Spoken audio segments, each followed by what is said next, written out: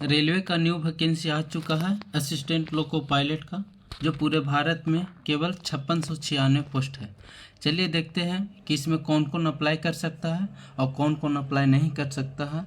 इसमें educational qualification क्या है, इसमें एज क्या है और कैसे अप्लाई करेंगे, किस तरीके से रिक्रूटमेंट होगा और किस तरीके का CBT 1 CBT 2 का सिलेबस है, किस तरीके का CBT 3 होता है भी जो जिसको साइको बोलते हैं, और किस तरीके का मेडिकल चाहिए। चलिए बताते हैं, आगे देखते रहिए। पहला नंबर ये बताया गया है कि इसका एप्लीकेशन स्टार्ट है। कब से स्टार्ट होगा? तब 20 तारीख से स्टार्ट होगा। 20/1/2024 से इसका ऑनलाइन शुरू होगा और 19/2/2024 तक इसका ऑनलाइन होगा। आगे बताया गया है कि मॉडिफिकेशन, यानी इसका मॉडिफिकेशन जो फॉर्म भरेगा उसमें अगर किसी का थोड़ा बहुत गलती हो जाता है तो कब से कब तक सुधार कर सकते हैं। तो देखिए, जैसे एप्लीकेशन बंद होता है ऑनलाइन होना, उसी के बाद देखिए 20 तारीख से 20/2/2024 से लेकर 29/2/2024 तक है, ताकि यहाँ तक आप लोग इसको मॉडिफिकेशन कर सकते हैं, यानी अपने एप्लीकेशन में सुधार कर सकते हैं जो कुछ भी आपको गलती हुआ है। आगे बताया गया है कि ये असिस्टेंट लोको पायलट का है। यहाँ पे लेवल 2 का जॉब है, लेवल 2। और यहाँ पे है इनिशियल पे दिया गया 19,900 और मेडिकल स्टैंडर्ड दिया गया है A1 और एज रिलैक्सेशन 18 से 30 वर्ष दिया गया है और टोटल वैकेंसी मात्र 5696 दिया गया है, जो बहुत ही गलत किया जा रहा है स्टूडेंटों के साथ। बेचारे 5-5 साल इंतज़ार करेगा, 5 वैकेंसी आएगा। चलिए इसमें और आगे क्या होना चाहिए। मेडिकल स्टैंडर्ड A1 होना चाहिए। A1 अगर सिंपल सा बोले तो 6/6 होना चाहिए और फुल्ली फिट होना चाहिए। कोई भी इसको में फिजिकल हैंडीकैप नहीं चलेगा। यहाँ पे कह रहा है कि कौन कौन से लोग अप्लाई कर सकते हैं, तो यहाँ पे बोल रहा है कि वैसे लोग अप्लाई कर सकते हैं जो इंडिया के रहने वाले हैं, जो नेपाल के रहने वाले हैं, भूटान के, यानी जिसके पास सिटीजनशिप इंडिया, नेपाल और भूटान के है वो लोग अप्लाई कर सकते हैं। यहाँ पे एज लिमिट दिया गया है। एज लिमिट बताया गया है कि 18 से 30 वर्ष तक अप्लाई कर सकते हैं। यहाँ पे 5 वर्ष का SC और ST वाले को एज रिलैक्सेशन दिया जाता है और 3 वर्षों तक OBC वालों का एज रिलैक्सेशन दिया जाता है। OBC वाले जो क्रीमी लेयर के नीचे आते हैं, नॉन क्रीमी लेयर, उन लोग का एज रिलैक्सेशन है। और यहाँ पे दिया गया एक्स सर्विस मैन वाले को UR को 3 वर्ष, OBC को 6 वर्ष और SC ST को 8 वर्ष दिया गया है, जो एक्स सर्विस मैन से आते हैं।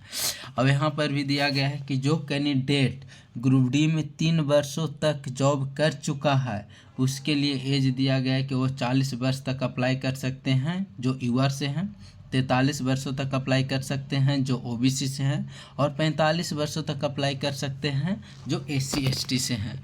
यहाँ पे और थोड़ा बहुत रिलैक्सेशन दिया गया है जो आप लोग पढ़ लीजिएगा। यहाँ पे और बोला गया है कि वैसा फीमेल कैंडिडेट को एज रिलैक्सेशन दिया जाएगा जो शादी हुआ है, डिवोर्स भी हो चुका है और वो लेडी अभी तक शादी नहीं की है दोबारा, उसके लिए दिया गया है कि UR के लिए 35 वर्ष, OBC के लिए 38 वर्ष और SC ST के लिए 40 वर्ष। इसे ही बहुत सारा दिया गया है, आप लोग भी पढ़ सकते हैं। आगे देखिए, एज लिमिट में डेट ऑफ बर्थ मेंशन किया गया है, यानी 1830 तो पहले बोला गया है, लेकिन आगे बताया गया है कि UR और EWS से जो भी हैं उन लोगों के लिए जिनका जन्म 2/7/1994 के बाद हुआ है वो लोग अप्लाई कर सकते हैं। OBC में भी है कि जो जिनका जन्म 2/7/1991 के बाद हुआ है वो अप्लाई कर सकते हैं। SC ST में जिनका जन्म 2/7/1989 से जन्म हुआ है, 1989 के बाद जन्म हुआ है, वो अप्लाई कर सकते हैं। और यहाँ पे ऑल कैंडिडेट यानी सबसे अप्लाई कर सकते हैं, यानी 1/7/2006 के बाद वाले कैंडिडेट अप्लाई नहीं कर सकते हैं। 1/7/2006 के बाद वाले विद्यार्थी 10th प्लस ITI किया है, या तो वैसा विद्यार्थी जो 10th और रेलवे से अप्रेंटिसशिप किया है वो लोग अप्लाई कर सकते हैं। सिर्फ वही लोग अप्लाई कर सकते हैं और इसमें डिप्लोमा वाले भी अप्लाई कर सकते हैं। आगे बताया गया है कि इसमें यानी OBC और UR का फ़ी दिया गया है 500 और SC और ST के लिए फ़ी दिया गया है 250 और यहाँ पे और मेंशन के यहाँ पे दिया गया है रिक्वायरमेंट प्रोसेस। रिक्वायरमेंट प्रोसेस क्या है कि सबसे पहले आप किसी एक आरआरबी से अप्लाई कर सकते हैं। ये ना सोचिएगा कि हम 2-4 आरआरबी से अप्लाई कर दे, जिसमें ज़्यादा वैकेंसी उसमें भी कर दे, और हमें जहाँ पे लग रहा है कि हमें नज़दीक जॉब चाहिए वहाँ भी कर दे, तो ऐसा नहीं होने वाला। आप किसी एक ही आरआरबी से अप्लाई कर सकते हैं।